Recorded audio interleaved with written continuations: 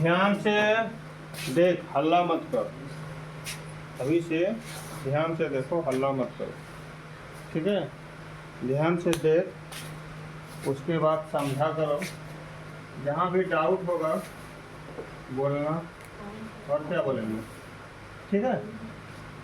Simple present tense, यही हम लोग समझते हैं। इसी में लोगों को बीमारी आता है, कितना पढ़ता है लेकिन प्रॉब्लम आता ही रहता है कि नहीं? तो इसको जो है ना बनाने के लिए इसका पहचान तो था ही, पहचान तो था ही। क्या था?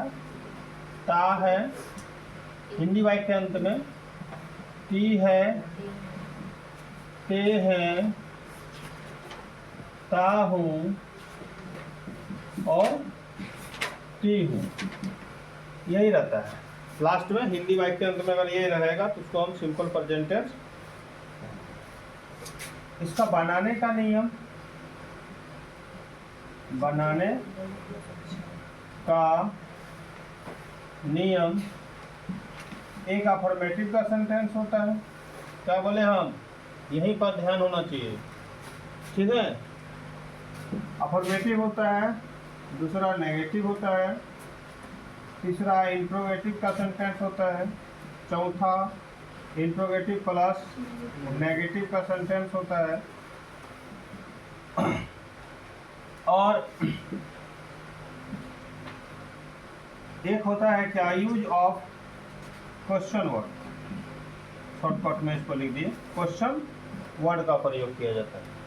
अफर्मेटिव का था क्या, subject plus verb plus object.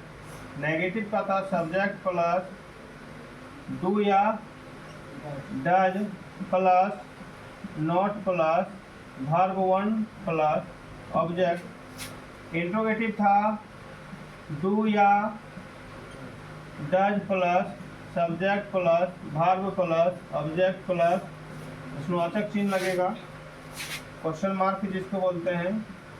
Do या does plus subject plus not लगेगा plus verb plus object plus प्रश्नवाचक चिन्ह। आइए यूज ऑफ क्वेश्चन वर्ड जो है, क्वेश्चन वर्ड में क्या क्या आएगा? व्हाट,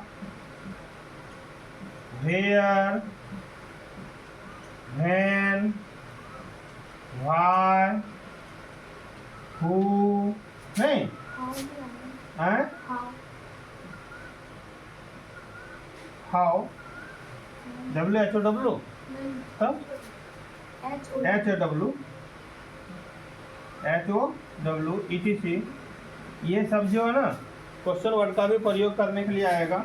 तो ये क्वेश्चन वर्ड का प्रयोग कहाँ होगा? इंट्रोगेटिव नेगेटिव के पहले और इंट्रोगेटिव सेंटेंस के पहले किया जाता है। ये दोनों सेंटेंस है ना, इस सेंटेंस के ही पहले किया जाता है। कब किया जाता है वो अभी हम लोग सीखेंगे, ठीक है? तो हम लोग यहाँ पर बनाने सीखते हैं, एग्जाम्पल यहाँ पर सीखते हैं, ठीक है ना?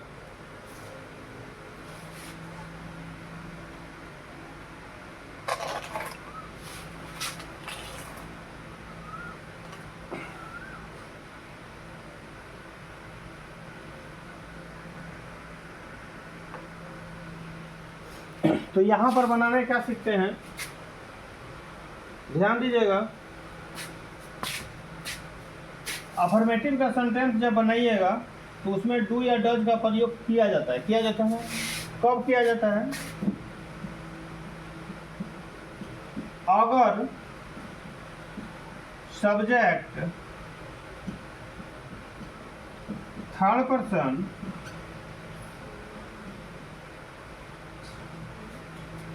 सिंगुलर नंबर का प्रयोग हो,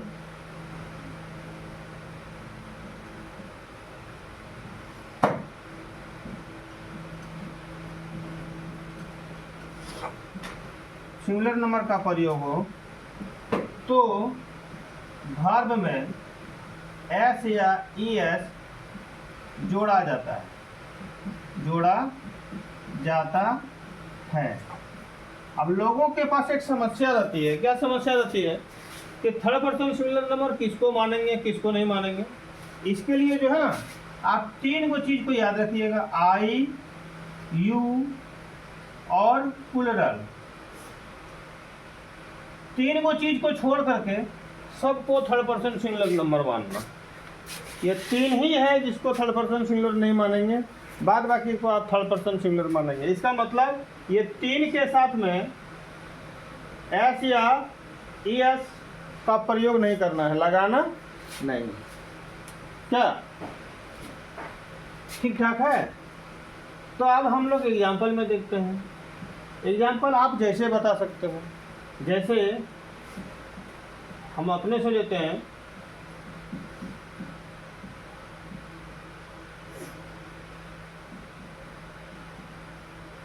एक सेंटेंस है मैं गोड्डा जाता हूँ।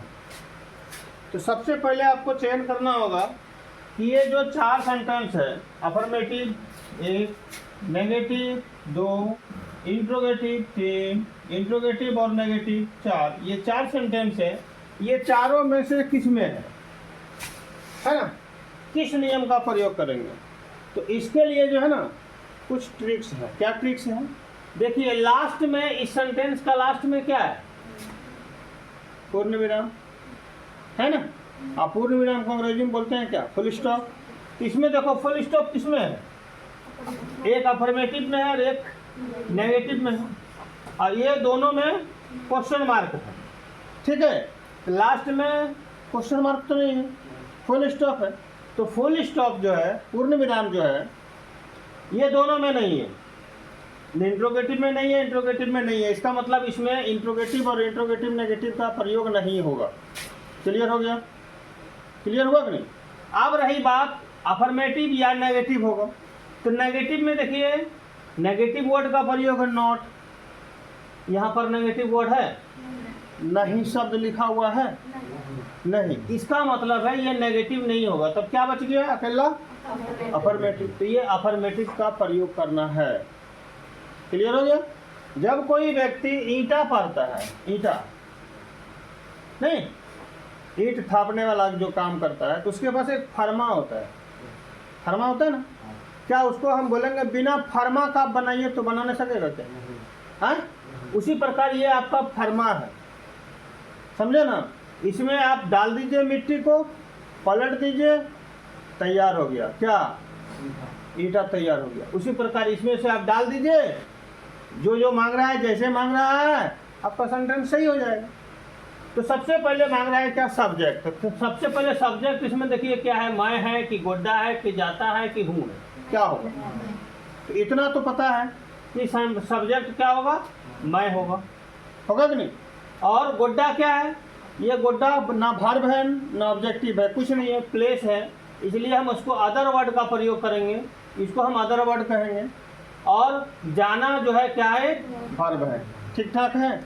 तो यहाँ पर बनेगा, सबसे पहले क्या मांग रहा है? देखिए क्या मांग रहा है? सब्जेक्ट। तो सब्जेक्ट में क्या होगा?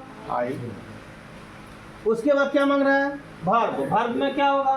गो। जाना का अंग्रेजी गो, है कि नहीं? उसके बाद क्या मांग रहा है? उसके बाद मांग रहा है ऑब्जेक्ट। ये सेंटेंस में ऑब्जेक्ट नहीं है। इस सेंटेंस में ऑब्जेक्ट है क्या?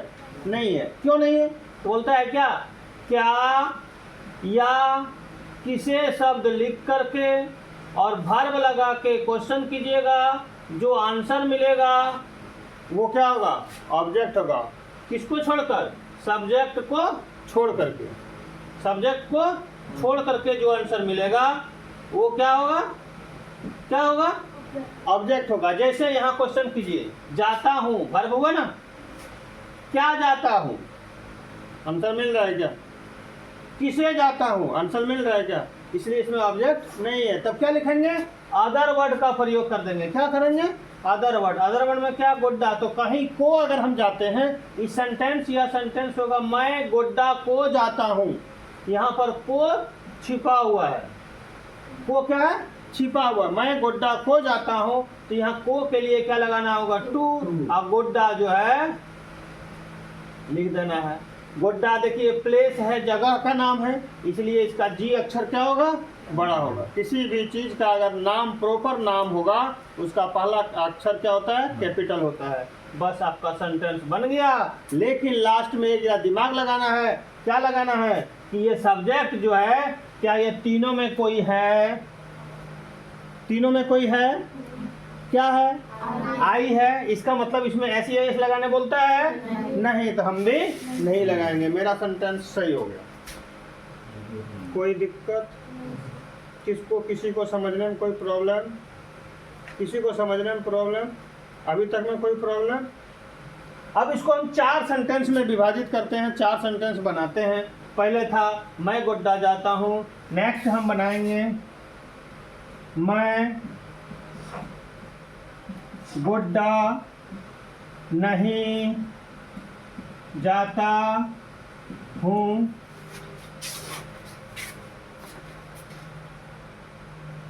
मैं गोड्डा नहीं जाता हूँ। अब देखिए, मैं गोड्डा नहीं जाता हूँ, क्या है ये?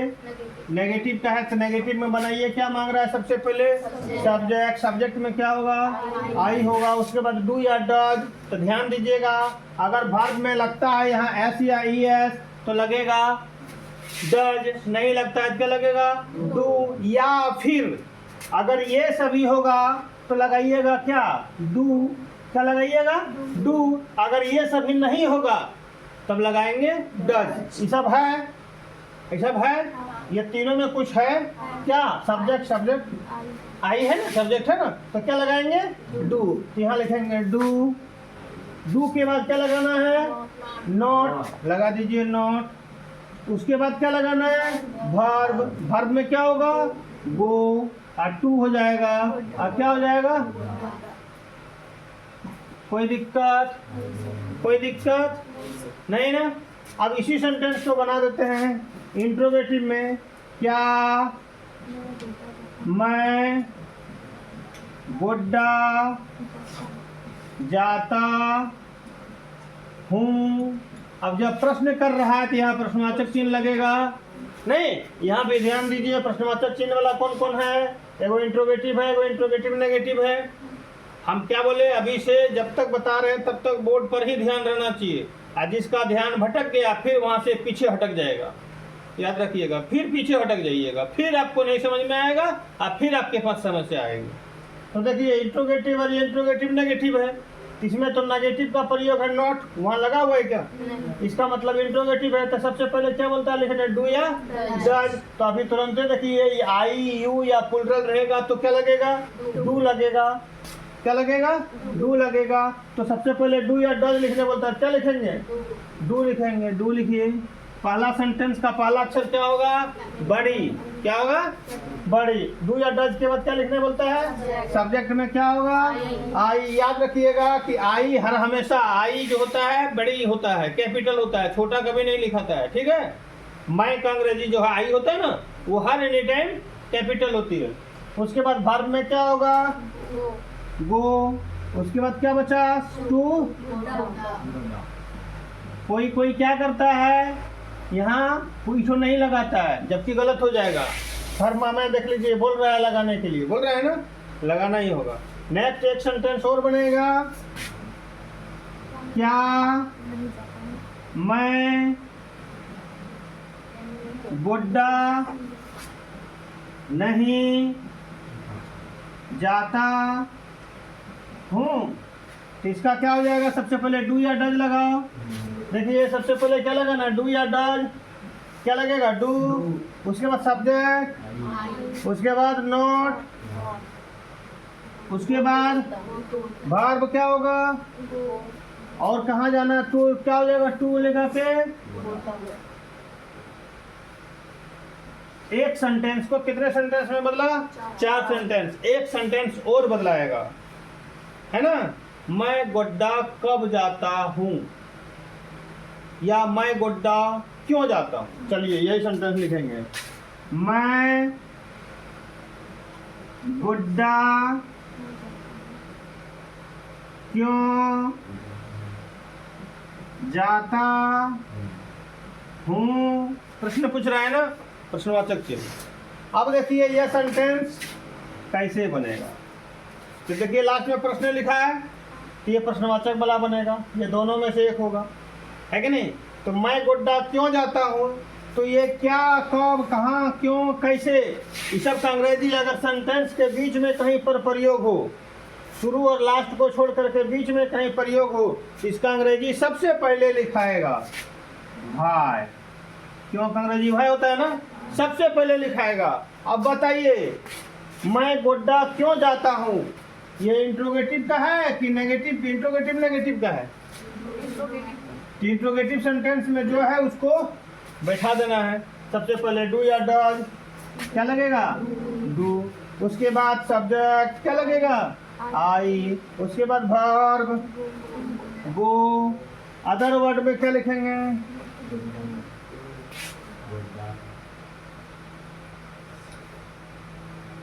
यहां तक में किसको क्या प्रॉब्लम है बताओ?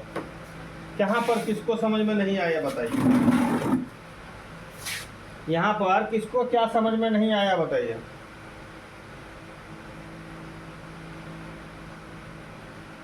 अब क्या शुरू से देखने शुरू कर दिए क्या?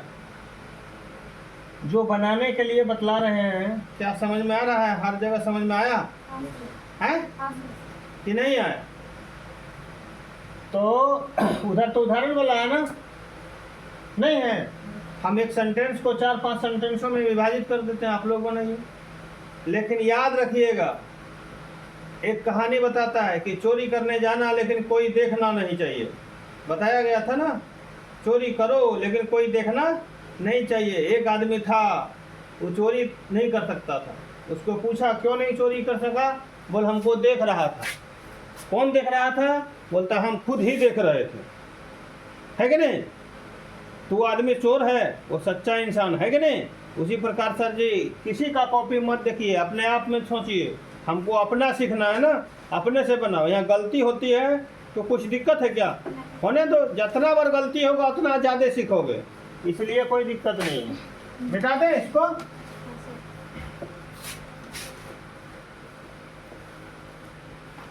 आप इसको लिख सकते हो, इसको हालांकि पहले लिखवाए भी होंगे, अब नहीं, जो नहीं लिखे हैं वो लिख सकते हैं इसको।